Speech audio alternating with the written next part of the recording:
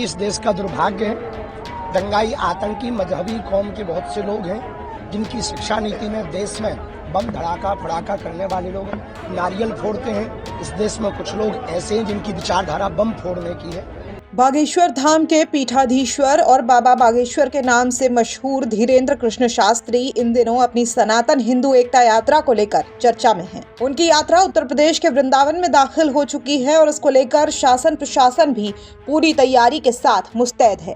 बागेश्वर धाम सरकार की अगुवाई में निकल रही इस यात्रा में शामिल होने के लिए भारी भीड़ उमड़ रही है। ऐसे में उनके कई बड़े और चौंका देने वाले बयान भी सामने आ रहे हैं।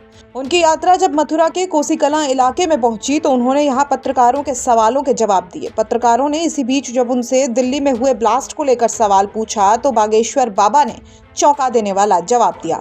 बागेश्वर बाबा का कहना था कि हिंदू नारियल फोड़ते हैं और कुछ लोग बम फोड़ते हैं। 150 करोड़ भारतीयों की 150 किलोमीटर की पदयात्रा है।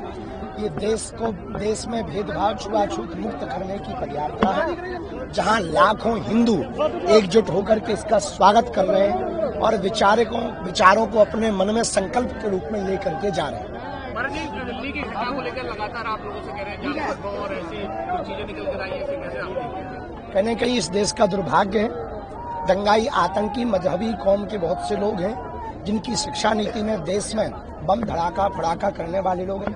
हम सनातनी लोग नारियल फोड़ते हैं। इस देश में कुछ लोग ऐसे हैं जिनकी विचारधारा बम फोड़ने की है। मुसलमान भाई भी हमारे हैं। हम यही कहेंगे, आप अपनी शिक्षा नीति में सुधार करें। आतंकवादी आपके यहाँ से न निकले, अब तो अब्दुल कलाम आपके यहाँ से निकले, यही हमारी।